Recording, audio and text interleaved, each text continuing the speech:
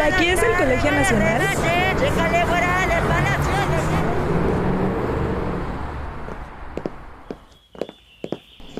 Bienvenida al Colegio Nacional.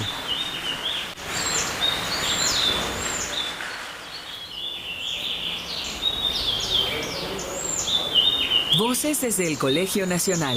Literatura mexicana. Bienvenidos a este espacio de literario.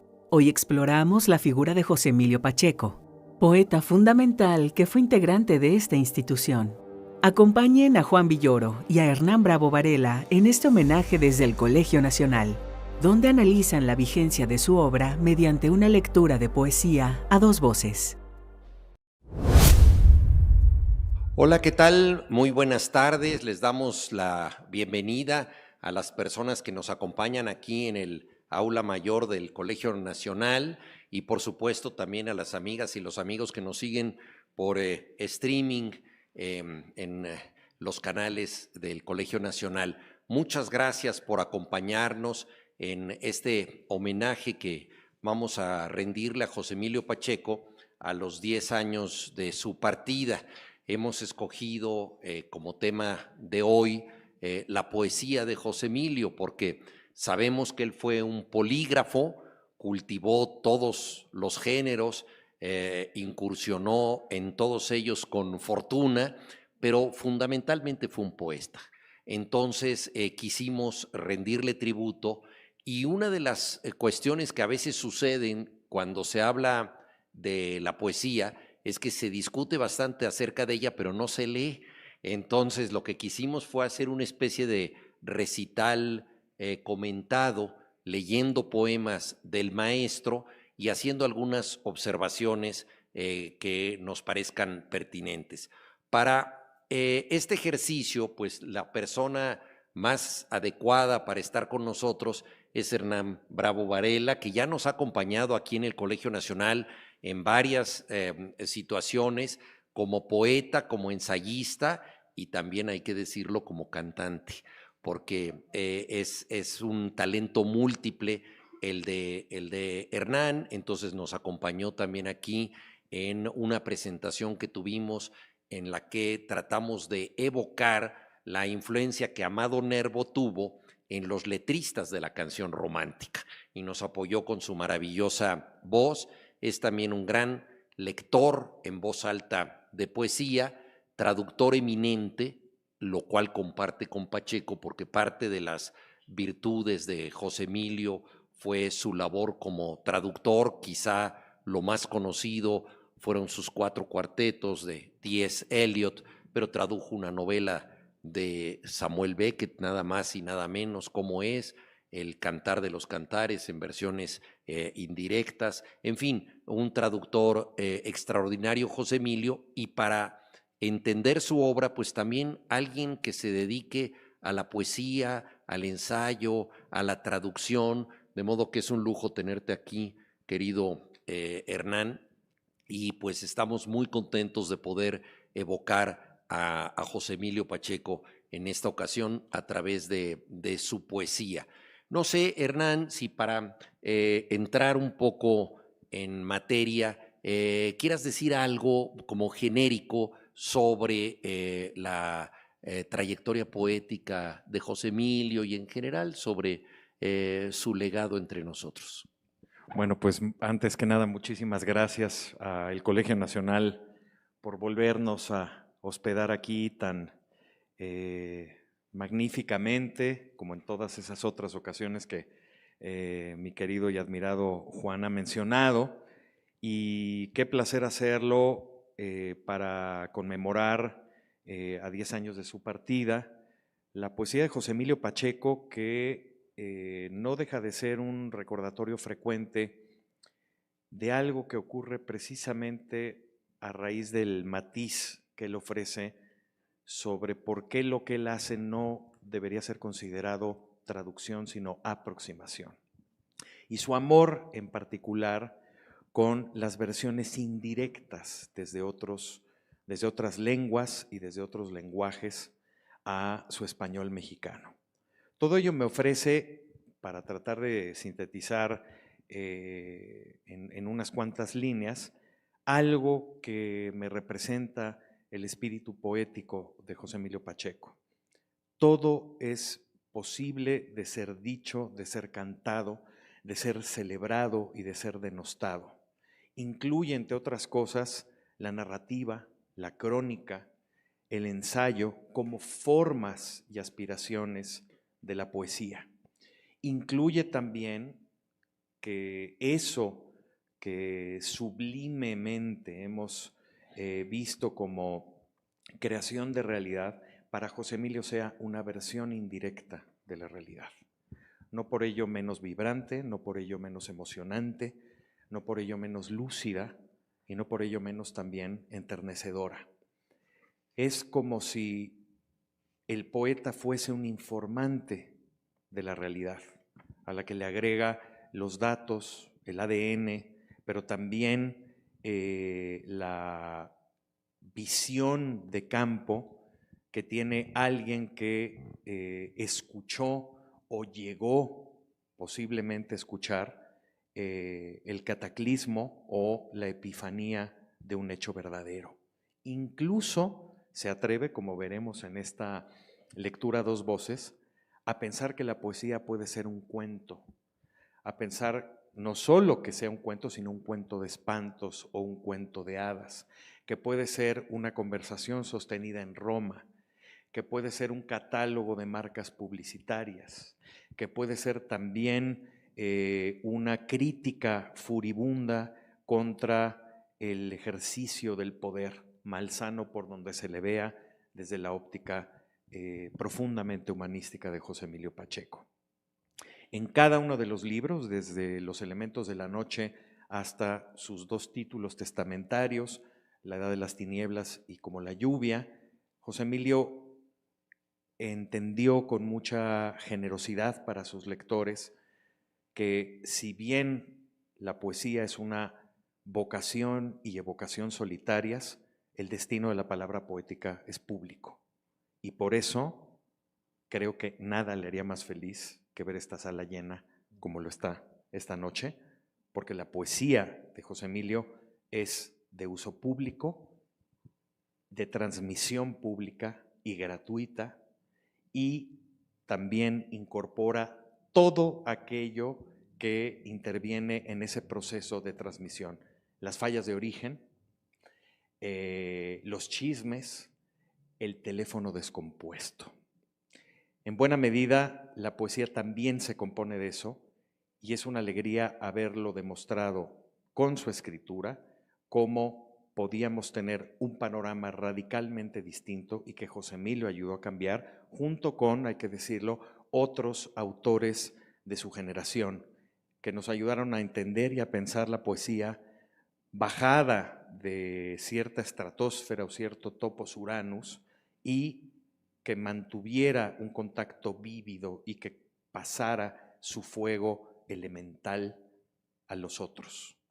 De tal manera que ojalá que ese fuego se quede con ustedes en esta lectura, porque el fuego es ni más ni menos, y aquí la asociación bíblica no es gratuita, una lengua de fuego.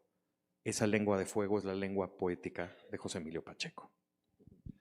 Mo, pues qué mejor entrada en materia. Recordarás, Hernán, que José Emilio con cierta coquetería se oponía a los recitales de poesía. Y claro, ahí se burlaba un poco de cómo la poesía se convierte en otra cosa cuando es impostada, declamada, cuando el poeta pues quiere cautivar al público, etcétera. Pero al mismo tiempo, José Emilio reconocía el sentido original de la poesía, que fue el canto. Durante mucho tiempo la poesía no se escribió, es decir, la poesía escrita es una excepción posterior a la poesía de los rapsodas griegos que recitaban y la gente memorizaba los poemas. Y él mismo en esta sala, en el Colegio Nacional, solía recitar algunos de sus autores favoritos, especialmente de la poesía mexicana. Dijo José Emilio famosamente: somos nuestras contradicciones. Entonces, este poeta que de pronto decía: no me gustan los recitales, pues También yo lo vi participar en varias ocasiones con mucho gusto en recitales de poesía. Entonces, bueno, trataremos de leer su poesía sin impostarla, sin distorsionarla. Es una poesía, ya lo dijiste tú, vastísima en cuanto a repertorio de temas. Posiblemente es uno de los autores en ese sentido más enciclopédicos de la literatura mexicana, porque en los poemas de José Emilio Pacheco encontramos la naturaleza. Es el gran poeta ecológico de la modernidad mexicana. Entonces siempre está hablando de la intervención humana para destruir la biosfera. Antes de que se mencionara el antropoceno, que es una categoría crítica porque tiene que ver con la influencia perniciosa del ser humano en la naturaleza, él en sus poemas estaba aludiendo a esto.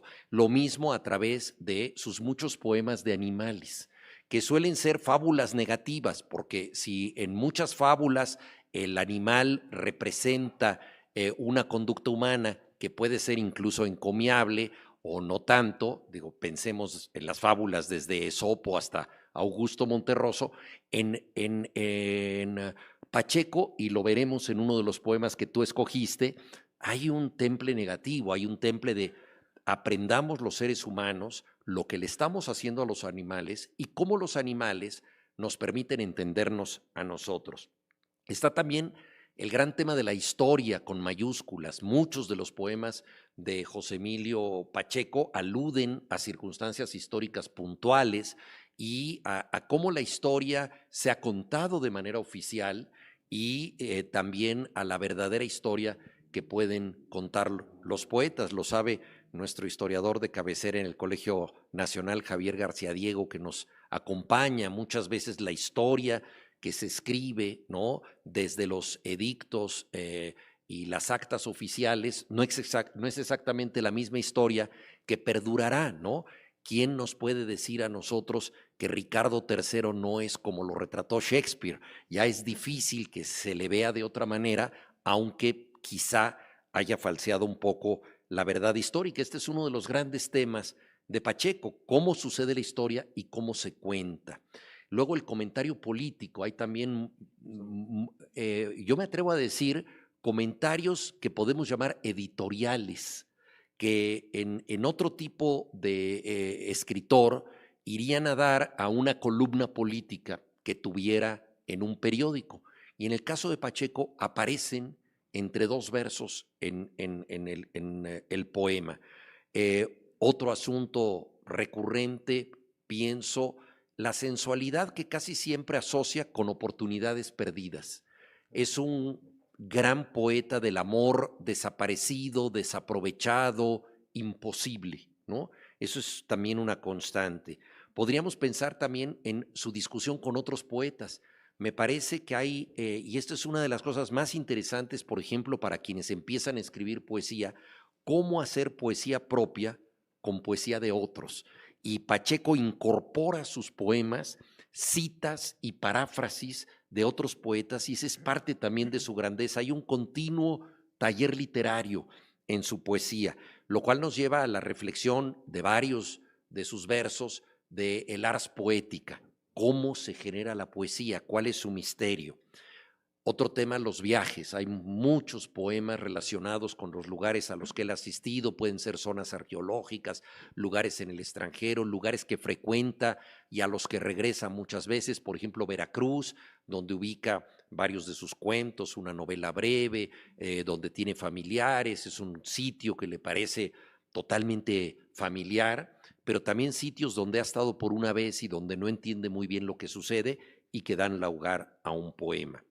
Y luego también supo atender a las cosas más pequeñas, ¿no? Este poeta que podía hablar de Carlos V, de pronto hablaba de un objeto aparentemente olvidado y que sin embargo cuenta la historia de su dueño y que tiene una perdurable elocuencia, ¿no?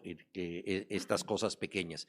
Y por último, pues está un tema también muy continuo que es el derrumbe de todas las cosas, la inutilidad de los afanes humanos, la imposibilidad de ser un gran poeta, la tragedia general del mundo y al mismo tiempo, dentro de esta concepción un tanto apocalíptica de la realidad, la necesidad de resistir, lo cual engrandece justamente este gesto de perdurar en medio de la tragedia. A él le gustaba mucho citar una frase de Quevedo que es la imaginación del desastre.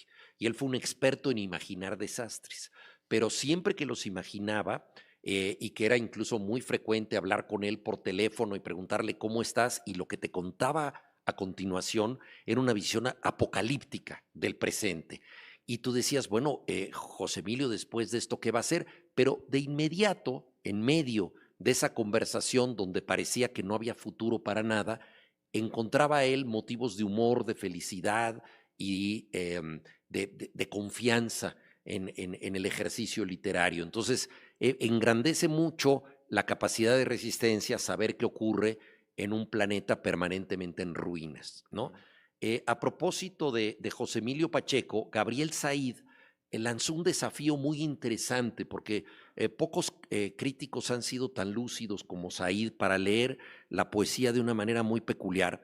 Y él escribió un texto sobre el desafío de la poesía que sí se entiende y pone como ejemplo a José Emilio Pacheco, porque dice, hay poetas que son abstrusos, son oscuros y nos devanamos los sesos por tratar de entender qué quisieron decir y pensamos, son tan profundos que no acabo de entenderlos.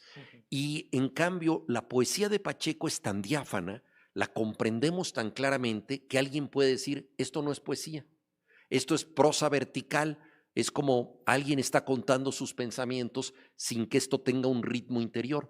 Y él pone de ejemplo un poema de Pacheco y encuentra este ritmo y dice, piensen ustedes que este poema está organizado de tal manera en donde la música de la lengua está sonando, pero como la entendemos tan claramente, no nos damos cuenta de ello. Es un agua tan nítida que nos permite ver en profundidad, pero oculta su propio misterio, ¿no? En cambio hay aguas turbias que parecen profundas, pero no lo son.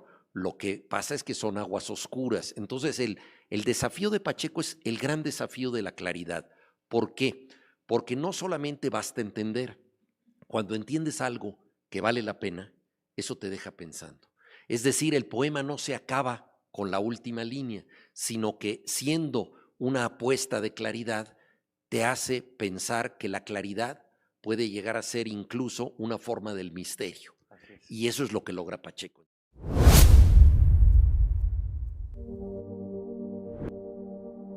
En este primer acercamiento a José Emilio Pacheco, se analizó la estructura de su obra y su postura crítica frente a las formas tradicionales del recital poético. Agradecemos su interés y les invitamos a sintonizar nuestro próximo episodio, donde continuaremos recorriendo el legado de los grandes autores del Colegio Nacional. Los detalles de nuestra programación están disponibles en nuestras plataformas digitales. Hasta pronto. Esta es una producción del Colegio Nacional 2026.